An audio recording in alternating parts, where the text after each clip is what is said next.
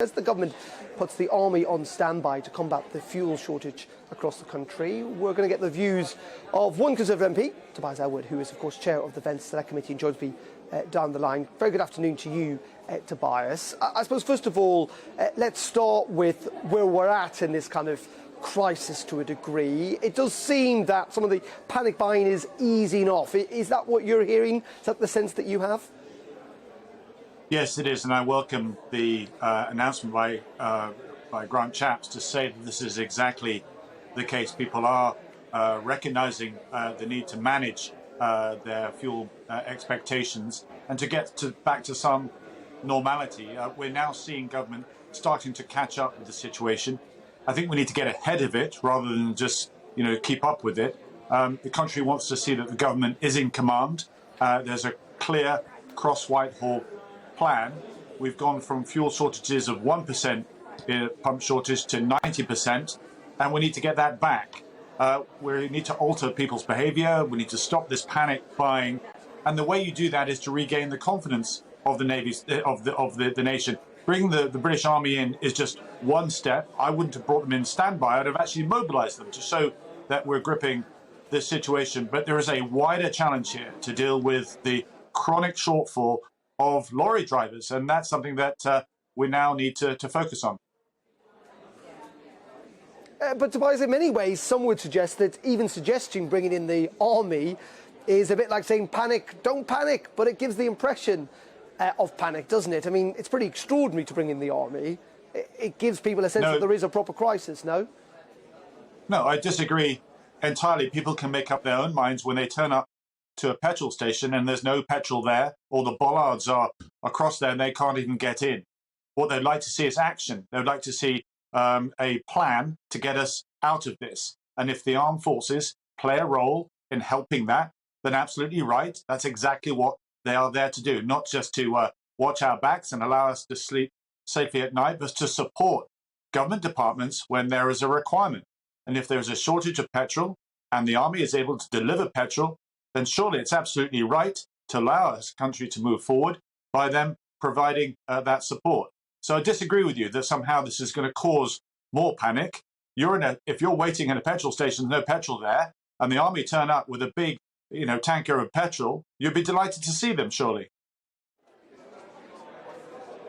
Maybe so. It wasn't my personal view. I was just reflecting what I'd heard actually from others saying that it could give that impression.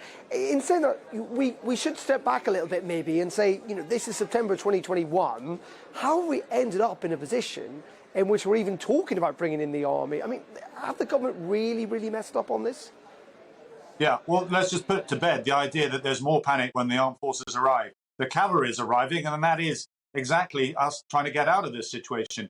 But you're right to point to the bigger picture, the wider challenge, and that's the fact that this particular sector, it's a difficult sector. The average age is about 55, I understand. How do we attract younger people into this arena? How do we actually improve the conditions? How do we actually improve the pay as well? Now, there's one possibility of attracting people back from the continent. That can be looked at as well. But most importantly, we need to see this as critical national infrastructure, and there needs to be a plan to make sure that we have the lorry drivers that we need for the future. And Tobias, just in terms of, as you say, this is part of a wider picture. We know part of that is the shortage of HGV drivers, not just in this country, but indeed across Europe. Do you think that government attempts to try and attract some kind of temporary workers back into Britain is going to work, given that there is a shortage elsewhere? And frankly, the visa scheme itself may not seem very appealing to lorry drivers across Europe. No, it does need a comprehensive strategy here to recognise the importance that the lorry drivers play, not just in providing the fuel in our forecourts, but of course keeping our shelves in our supermarkets filled as well. There has been a shortage for some time. We were managing without them, but of course, when there's extra pressure on the system, then it's been unable to cope. So it's important that we address this in the long term. There's a DVLA backlog as well. There's not enough people that are passing their HGV exams, and that's because of COVID. The armed forces, again, can help them there. They have instructors there as well. So there's a multifaceted approach. I think what the nation wants to see is the government taking command of this, clear messaging as well as to where we're going to go, so we can actually all have the confidence that we're going to get out of this crisis. How much is Brexit to blame, Tobias? Frankly. You know, that's a good question. It's so easy to fall into this trap to say, oh, this is Brexit. You know, our relationship with Europe changed because of Brexit. That was the decision the nation made. We now have different access to that workforce that we've just spoken about.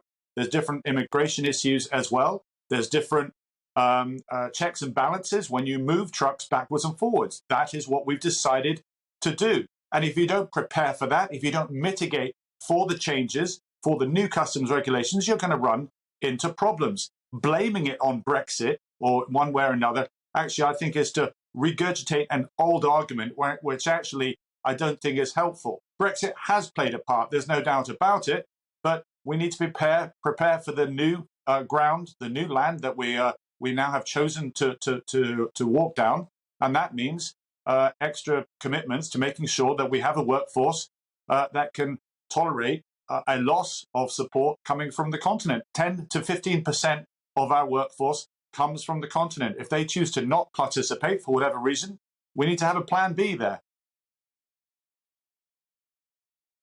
Welcome to the GB News YouTube channel. You can watch us live 24 hours a day, catch up on your favourite shows and join in the conversation in the comments below. Don't forget to subscribe and you'll never miss any of our exclusive content.